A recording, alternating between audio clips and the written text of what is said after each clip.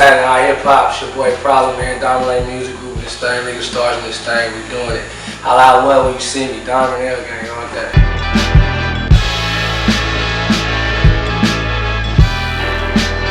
So we're here at iHipHop.com chilling with Problems. How's everything going on with you? It's good, man. Happy. All right, that's good to know. That's good to know. So what brings us here right now is, you didn't just release, but you got, a project on deck. Welcome to Mollywood. So for the people that haven't had a chance to check it out yet, could you just tell them what they've been missing out on? Man, it's I call the city like one wild ass night, I guess. You know what I'm saying? When you take those mollies, man, you have to go to Mollywood. So that's what the CD is pretty much for. It's the soundtrack for that. All banger street shit for the clubs, for the ladies. It's a well-rounded project. What else can people be on the lookout for? Next, we dropping Dominate America. That's when me and my boy Pad left Dominate. That shit's gonna be crazy. Stay tuned for that Dominate America. My album Plan B is dropping hopefully at the end of the summer. We aiming for that. Plan B initially got pushed back, right? Right. So why was that? Like, just politics? No, just being my first album, I just really want to be able to put it all together perfectly. You know what I'm saying? I'm really taking my time. It's real personal to me, you know what I'm saying? It's not going to be Welcome to Mollywood. It's going to be like Jason Martin. This is going to be my biopic. You know what I'm saying? You're going to know what I am. How would you say, New York crowds are versus LA crowds, when you perform? Because, it could get a little, crazy out here if the people really don't like you. What's dope, if they do like you, they get crazy. With LA, if they like you, they just going to stand there. They going to do that, That's what's up. That's like a winning crowd in LA, so.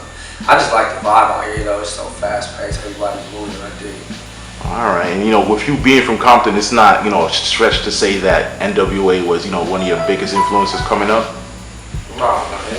Yeah, the whole tree, the whole umbrella, NWA umbrella, all the big homies, man. Shout out to them too. They put me in the spot and put me in a position to do what I'm doing now. You know what I'm saying? The general consensus sometimes is people outside of LA, they just feel as if the same artists are coming out all the time. You know what I'm saying? Like the Games, the Ice Cubes, the Dre's, or like what have you. So how would you say like that is right now? Would you say it's like pretty much a change of the guard? I wouldn't say change of the guard because they're still putting out projects too. It's just, I think the rest of the world is finally accepting something different than a Dre, Cube, or a Game.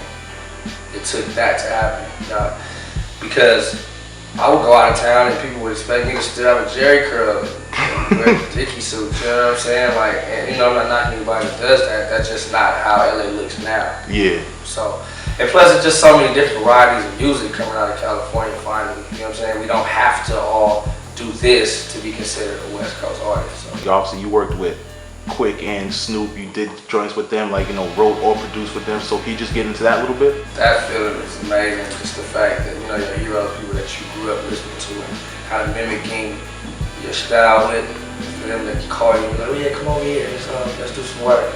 That alone was crazy, and then to be able to keep doing it and, establish my own relationship with these people, it's like dream come true. So when you first were doing that, you weren't worried that people might just try to place you in a box and just be like, oh, Problem, he's just a writer or producer, we're just gonna keep him on the side and, try to stagnate your own movement? Worried? I mean, I really don't ever really listen to what everybody else is saying. One thing about the big homies, they pay. So all that shit going around, they talking about what's doing that. This is a business, and their business is tight.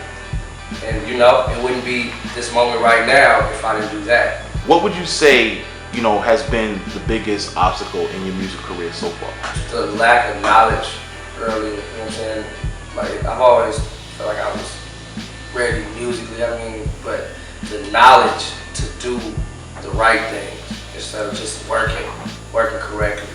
That was probably the biggest obstacle, getting my situation structured so that it makes sense when I drop a project and that the interviews are set up and all of those type of things, you know what I'm saying? Music is only a small part of this. Speaking of the music, when did you first, realize that, there was an opportunity for you to do this, like, as a career? Did you realize that earlier on in your life? When I got that check, when I got that, I said, oh, yeah, I can do this. That's what's up, this is what it is. But that's when everybody else knew I could do it when I got paid, you know what I'm saying? You always think, I'm ready, I can do it.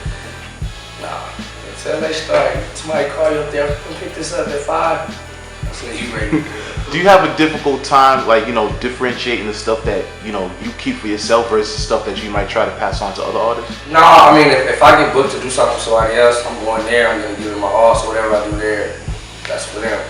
When I do my stuff, that's what I'm doing for me. I'm not really gonna half-ass it if I'm, you know what I'm saying, 'cause it's still my job, it's still my craft, and my name is still on it. So, no, not really.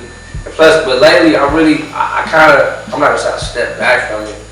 I just been really focused on the Thailand music group and really pushing our movement and getting the art thing going.